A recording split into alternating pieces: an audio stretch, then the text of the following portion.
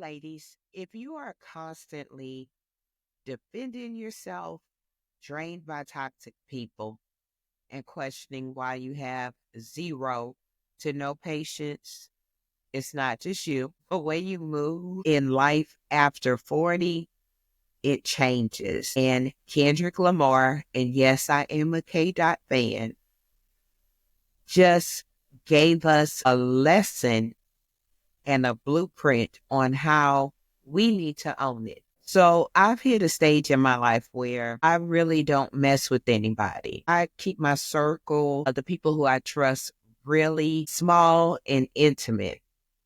However, if you come for me, and we all can relate to that, whether it's a coworker, family member, neighbor, whatever, if you come for me, I will turn you into a lesson.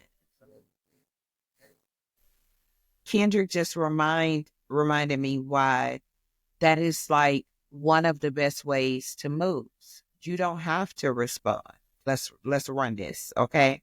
So I've been thinking about this a lot because my birthday is in a few days, February 11th. I don't know when you're watching this, but I am 100% Aquarius.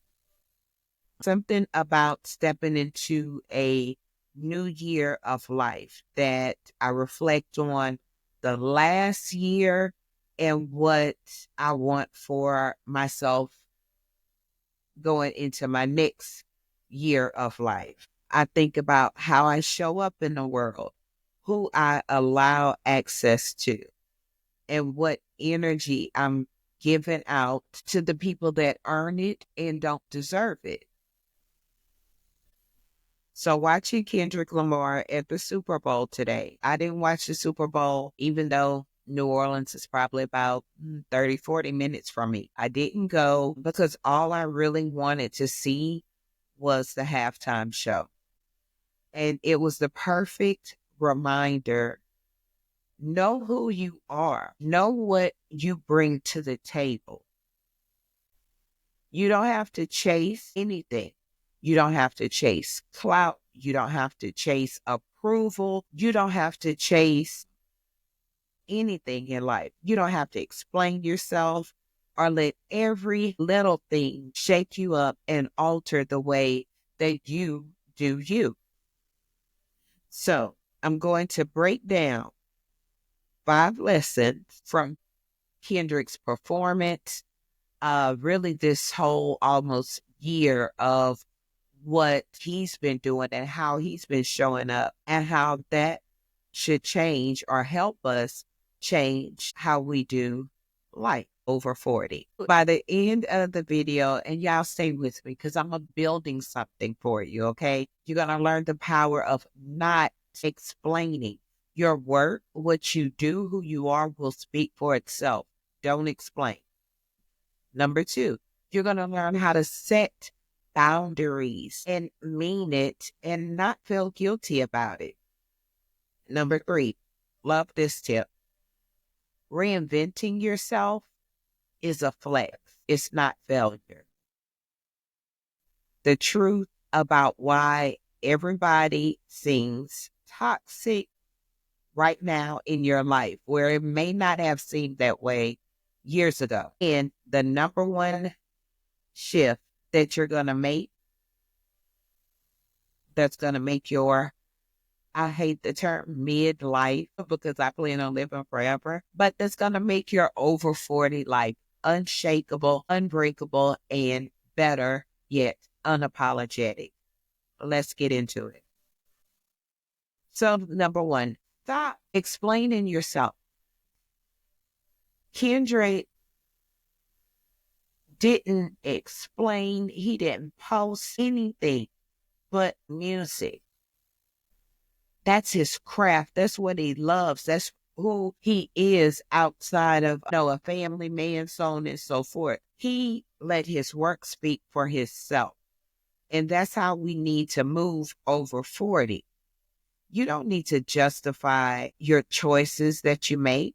If someone doesn't get you, they're not your people.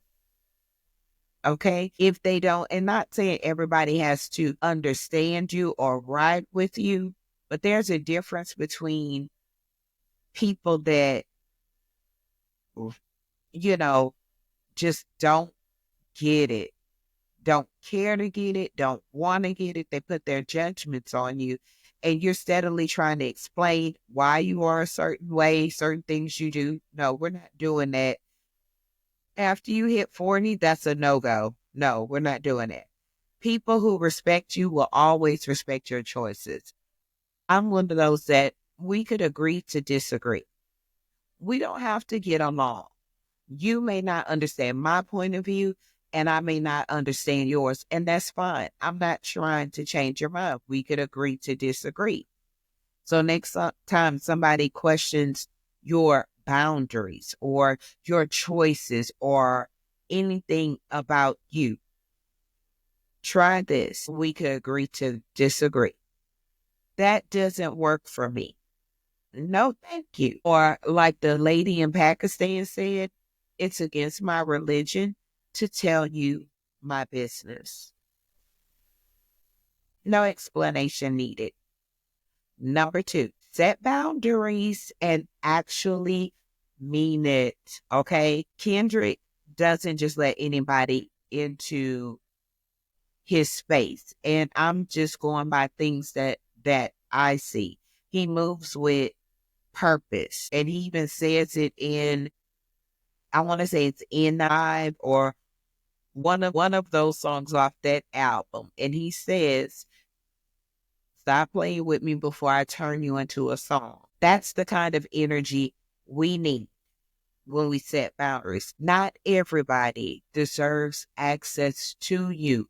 I don't care if they have the same DNA, if y'all been best friends since kindergarten, I don't care what it is. Everybody, as you grow, some people need to lose access. You need to set boundaries. And like Maya Angelou says, when somebody shows you who they are, please believe them.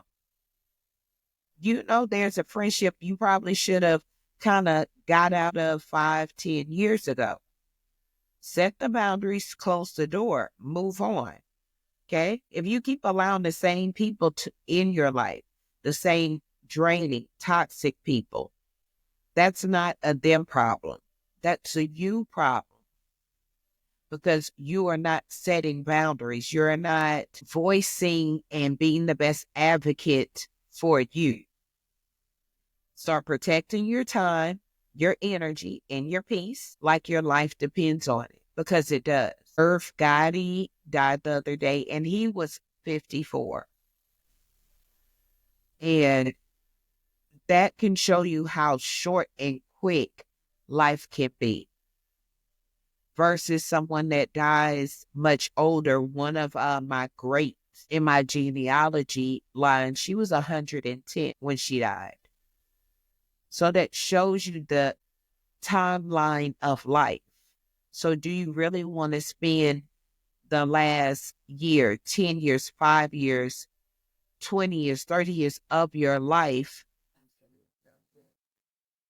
dealing with people that you should have dealt with 5, 10, 20 years earlier? Set your boundaries, mean it. And a key you may not understand, Valencia, how do I set a boundary? If someone exhausts you when you're around them, or you leave from around someone and you feel negative, or you feel down about yourself and you feel like you can't share good news with this person, if every time they come around you, they have something negative to say, that's your body telling you to set a boundary. And what we're doing in 2025 and on is setting boundaries and listening to our body. Number 3, reinvention is a flex. It is not a failure. Kendrick reinvents himself constantly. If you look at his, I think his discography, I can't talk, but his albums, it's like you're getting a different version of him. Even if you look in the names, it's K. Dot, it's Kendrick Lamar. You can hear K. Dot in Not Like Us. You can hear Kendrick Lamar on the Mr. Morale album. And he's talking about different things he dealt with. Women over 40, but let me go back. He never loses who he is at his core. He just expresses it in different ways. And you're allowed to do that. Women need to stop thinking that if we reinvent ourselves, whether it's changing our hairstyle, how we dress, how we do our makeup, how we do our career or business or family or whatever it is, we have to stop thinking that that means that we failed in whatever direction we were going or we've hit a hard corner. No, it's part of growth. Growth is natural. Growth is powerful. Growth is what reinvention is all about. They go hand in hand. Midlife is not, being over 40, it's not an expiration date. It's a rebirth. And I literally say this, every decade you hit, you are reborn into a newer, growner, more mature version of yourself. Use that. Use her. Embrace her. She is you.